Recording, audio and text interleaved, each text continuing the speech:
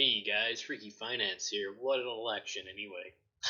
Today we're going to talk about Celsius and Avolta, otherwise known as Dufry. I've actually done videos on both these companies before, and I do own them both.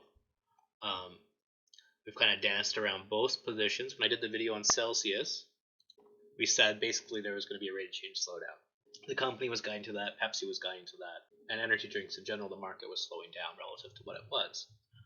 So we knew that the multiple was likely to come in, and it has. It's actually, and these things tend to go higher than they should, and then go lower than they should, especially in retail. And you'll see sales slow down, or in this case decline, while the margins get hit. So it's like a double whammy, and these things happen at the same time. So you're going to see the PE multiple come in at the same time. You're going to see the earnings come back. So that's what's happening with Celsius right now. We're in it. We started a position. We're already down 24% in it. And what I do with this type of stuff is I watch it, and if the business stops getting worse, so it doesn't have to get better, it just has to stop getting worse, then I'll start adding to it. And usually there's time before you see an inflection in the stock. Not always. Sometimes it front runs it, especially if the market for energy drinks starts picking up again.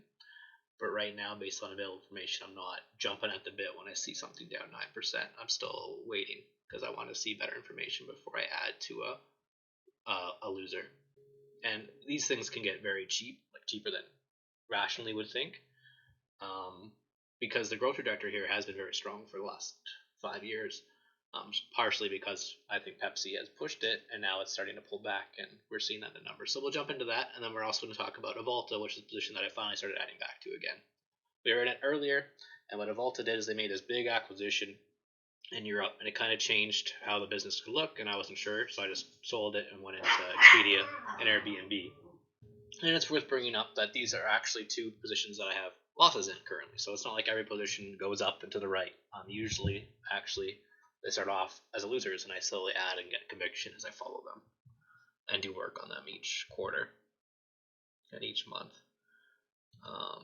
So anyway, let's jump into Celsius first. So the balance sheet, I'll try to make it bigger. Relatively fine. We have seen, we saw when Pepsi did their agreement with them that they have preferred, so they have preferred debt. You'll see that as well when we go through the dividends and the cash flow. You'll see that Pepsi's getting paid regardless of how Celsius performs. And Pepsi does have influence on the overall success of this company. So it's worth bringing up that power shift. And we have seen promotions. You can see this here, accrued promotional allowance shoot up. So it's already, given that sales are starting to flatline in terms of growth, we're seeing provisions still shoot up year over year, which is not margin good. So we'll see how it looks. We're also seeing that pressure on the income statement right now. So you're not only seeing it on the margin side, so sales decline year over year in terms of quarterly. On the 9 months they're still fine, but on the quarterly it's down. And this is technically what they guided to. They've already told the market that this was going to happen. I just don't think the market was ready for seeing the gross margin shortfall at the same time SGA is deleveraging as much as it has. Basically, Celsius decided to hire into a slowdown. Even though they've guided to a slowdown, they decided to still hire into it. Basically, I think what they're thinking is that they're just going to grow past it. This is a short-term hiccup.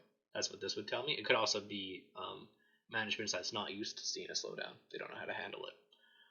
Anyway, either of these cases, like I said, I'm already in it, and I'm hoping to get it really cheap. It would be nice. Sometimes, like I said, these things can overreact to the downside, and you get very nice setups. But overall, you can see the decline year over year and relatively flat on the 9 months year over year. So you're starting to see that rate of change decel, and then the market's going to be like, is this as bad as it gets, or does it get worse for a bit? How long does it take for it to stabilize? Ultimately, what I'm looking for is around this time next year. That's when I'm hopefully getting Celsius, maybe 3 months before that. I'm already in it, but for more size, if it's still as cheap as it is today, based on current information, or hopefully cheaper. In terms of the catalysts, you can see the concentration risk. So Pepsi, Costco, Amazon, 3 big customers, all over 10%. You can see that Costco and Amazon are actually growing quite well. It's just Pepsi has been pulled back, and it's been material, right? It used to be 69% of their sales, and now it's 55% of their sales. You could also make the claim here that perhaps Amazon is lower margin, than Pepsi. We don't know that. It could just be that the market in general is more promotional than it was last year as well. But we have seen margins come in. And that tends to happen during a growth slowdown. So they try to push product. Where's the declines? You can see it's largely North America. Europe's still growing relatively well. But you have seen APAC also fall off. So weak in APAC, weak in North America, strong in Europe still. And that's partially because they were underpenetrated in Europe and they're still growing there quite well. In terms of the cash flow on the 9 months, you can see net income is relatively flat. A lot of this noise year over year is honestly just AR. They have less AR growth year over year because sales have slowed down year over year. So that actually helps cash flow. You can see in terms of CapEx, relatively light. Pepsi's the heavy lifter here in terms of distribution. And we have seen the preferred shares, so the dividends. So really, you can see the cash flow is actually up year over year. So the company is making money. It's just a growth slowdown. And you're seeing that here overall. You can see the growth. So just the energy market in general, up 5, up 13, up 5, up 8, up 1. So big disconnect. And you can see beverages in general down. So energy market. So Pepsi, like from Pepsi's point of view, they're like, okay, I need to go in a growth market. It has to be energy drinks, right? So I can see why they're getting more and more invested in Celsius. It'll be interesting to see what Pepsi does because they have a lot of cash on the balance sheet.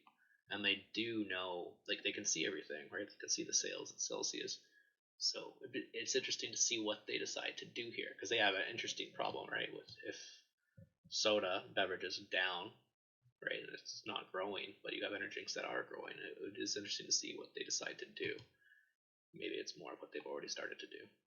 You can see in terms of energy drink size, you're actually seeing Rockstar just continue to decline for 5 years in a row now. Red Bull and Monster generally strong, but also starting to show weakness in 24. So it's not just a Celsius thing. It's all three of the big guys. Well, really, two of the big guys in Celsius, just the kind of upstart, slowing down. So it's more macro intensive. So that's exciting to me because if it's just macro slowdown, then it's telling me the product's fine. However, this quarter you saw share declines in sugar-free for the first time in a long time, which isn't good. That tells you that there's a competitor out there in sugar-free land because sugar-free overall grew still. That's been the trend. Healthier energy drinks. So that tells me there's competing products out there that are taking share, and that could be maybe Red Bull or Monster trying to get into more sugar-free, or it could be another company coming in trying to say we're even healthier or something like that, right? So that tells you that recently some of the moat's been in question, and that's more painful for me as a person who already owns the shares to be like, okay, what's actually true? Is this short term? Is this long term? Right? Because this would be, if this was a long term trend starting, that's very bad, and it's opposite of what it's currently been happening for the last 5 years for Celsius. In terms of earnings per share, like I said, we've seen the growth slow down materially, and you're seeing that here in retail sales. Here again, same thing, just market share was climbing up overall for the total energy market, and you're seeing this in convenience stores and everything else. You're just seeing it slowly tick down. Interesting enough, you're seeing Monster actually fall off quite a bit, but you're seeing Celsius flatline. If Celsius is priced like grow, I mean they're all priced like growers. The Celsius price like 2, it needs to grow, and that's why I think we've seen such a multiple correction on the name. International sales also, while they're pushing international, was actually a decline quarter over quarter, which is never great for a place that you're pushing into, especially for this year. Overall, though, like if you zoom out, you can see how strong the growth has been. Right, 22 million to 1.3 billion, right? Double. Really, it's like triple, double. So it has been strong, but it's slowed down lately, and you see that here in the quarterly. Like after we got to about 350, it's just kind of flatlined 401, and it declined in year over year because of the Pepsi pullback. So you're seeing what that happens to do to the share price, right? You have an acceleration. Stock market overreacts to it, especially with the Pepsi distribution pickup, because you saw the scale across all the line items, and now you're on the opposite end of that, especially when you're comparing against that from the prior year. So it'll be interesting when the comps get better again, halfway through next year, when to get back and get more confident in the name, or maybe management starts guiding better. Maybe there's something. Maybe the energy market in general just picks up, but right now it's weaker. So that's my thoughts on Celsius. Probably one of the weakest calls that I've listened to for a company that I own so far, and disappointed specifically in this market share. I didn't really care about the share price. I just want to see this keep going up slowly or flat. Like technically it's flat, but I want this to keep going up, right? Because you need that to keep going up, or at least I do to be comfortable with it. And I also need this to keep going up. I don't want to see them lose share in sugar free when they're supposed to feed the sugar free daddies. Right. Anyway, Avolta, totally different. I think airlines, airports, that's 80% of the business. They have acquired Autogrill recently. They bought Hudson's during the COVID pandemic. Basically, it's a captive customer at an airport, and they have in my mind, they have a very good diversified footprint around the world for travel. And we've seen like our Expedia positions and our Airbnb positions do very well, and duty free's just sat around done nothing. Now the share price has done nothing, but the business has actually started to recover since COVID. So like here you can see like your 9% organic growth year over year, 10% organic growth over year. The only place that's weak, this is H1, so there's because it's European, they have H1 where they actually give financials, and they have like a turnover where they just talk about sales. So Q1, Q3 are like just sales talks, and then they'll have their 2024 year end, which will have more numbers again. So anyway, you can see strength across three of the ones, with the only weakness being Latin America year over year, which is interesting. I actually saw weakness there in Diageo as well earlier this year. Anyway, in terms of the business lines, you can see that duty free is 35%, food and beverage is 35%, and duty paid is 30%. So pretty spread out. And 82% of the business is in airports with 10% motorways. And in terms of the types of things that they sell, again, a lot of food and beverage, a lot of perfumes and cosmetics, a lot of food and confectionery, so chocolate. Then you have tobacco, wine and spirits, and luxury goods. So a relatively diversified footprint around the whole world for travel. And this thing got smoked during COVID, and then it recovered a little bit in 2021, and then it's basically just gone down or stayed sideways for years, whereas the rest of travel has improved. So this one's been kind of left for dead, even though they've made some interesting acquisitions, and I think taken advantage of what has been relatively weak in terms of multiples, specifically with the Hudson's pickup and the Autogrill pickup. That's just my opinion. So we have seen a better, and this is organic growth, importantly, 8% year over year in Europe, 4% North America, right? APAC 8. So we're seeing good organic growth on the top line. That's all we can really talk about for the Q3. Like I said, they only report sales, but we are seeing EBITDA margin expansion still, which is nice. They have been trying to focus on cost discipline. The cash flows ticked up nicely. They were able to get their leverage down. I'll show that here. Part of that is just the EBITDA improving because of basically just return travel over time, and part of it's also they're able to refinance nicely here and get another 10 million in savings a year.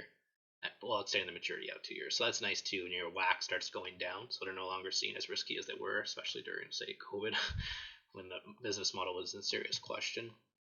With travel shut down, obviously the sales go away. They're seeing an EBITDA margin across the lines, which is nice. Now there's a lot of seasonality here, so it's kind of interesting.